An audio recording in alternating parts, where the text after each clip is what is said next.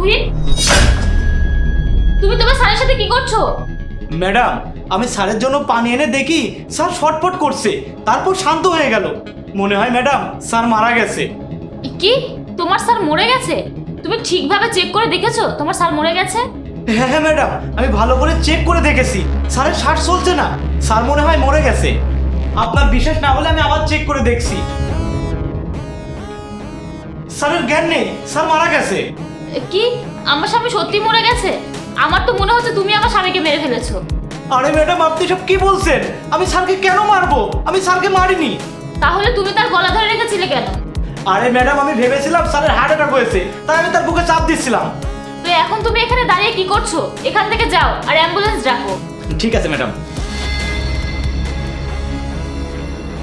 বাহ, খুব ভালো হয়েছে। আমি কিছু করার আগেই আমার স্বামী উপরে চলে গেছে। এখন এই সব সম্পত্তি আমার।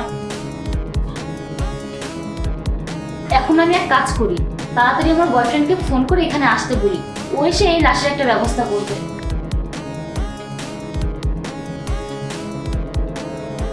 ইমন, তুমি কোথায়?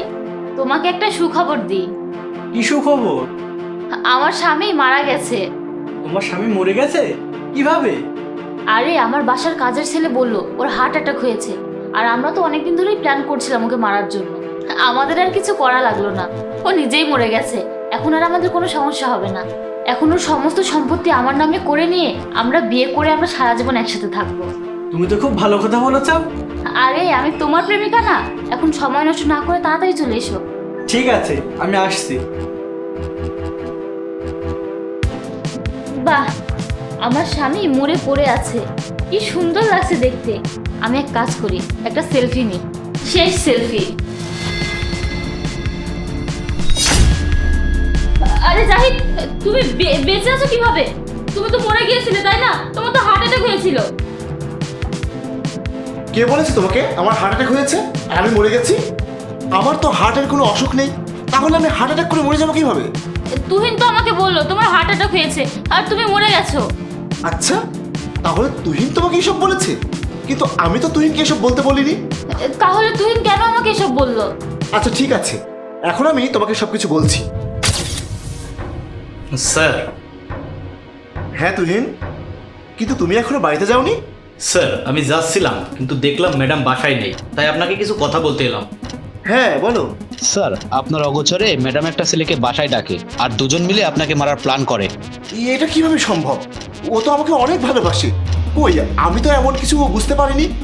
ও কেন এরকম করবে? স্যার, সেটা তো আমি জানি না, কিন্তু আমি আপনাকে সত্যি বলছি।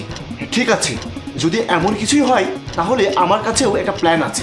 তুমি এখন যাও, আমি কাল তোমাকে সবকিছু বলবো। ঠিক আছে স্যার। অপু, তুমি আমার সম্পত্তি পাওয়ার জন্য আমাকে মেরে ফেলার প্ল্যান করছিলে, তারপর একটা বয়ফ্রেন্ড বানিয়ে। আরে অপু, তুমি কি ভুলে গেছো এই সম্পত্তি আমার, মানে তোমারই? আরে অপু, তুমি যদি আমাকে বলতে এই সম্পত্তি তোমার নামে করে দিতে, আমি হাসি মুখে করে দিতাম। আরে আমি তোমার জন্য, আমার এই সংসারের জন্য সব কিছু করি, কিন্তু তুমি তো আমার নেই। তুমি আমার সাথে ভালোবাসার অভিনয় করে আমার সব কিছু নিয়ে আমাকে মেরে ফেলার প্ল্যান করেছিলে। তুমি আমার বিশ্বাস, আমার ভরসা সব কিছু নষ্ট করে দিয়েছো। তুমি তো আমাকে না, আমার সম্পত্তিকে ভালোবেসেছো। আমার সব কিছু নিয়ে আমাকে মেরে ফেলে তুমি তোমার ওই বয়ফ্রেন্ডকে নিয়ে সংসার করবে। তো যাও, তার সাথে সংসার করো, কিন্তু আমার সম্পত্তি ছাড়া। আরে অপু, আমি তোমাকে কি দেই? এখন তো তুমি আমাকেও হারালে, আমার সম্পত্তিও হারালে। যাই, আমি ভুল করেছি, প্লিজ আমাকে মাফ করে দাও। আমি আর কখনো এমন ভুল করব না। আমি তোমার হয়েই থাকতে চাই। তুমি তো এখন আর আমার নেই। যাও, এই মুহূর্তে তুমি আমার বাড়ি থেকে বের হয়ে যাও। আমি আর তোমাকে বিশ্বাস করতে পারবো না। প্লিজ চলে যাও এখান থেকে।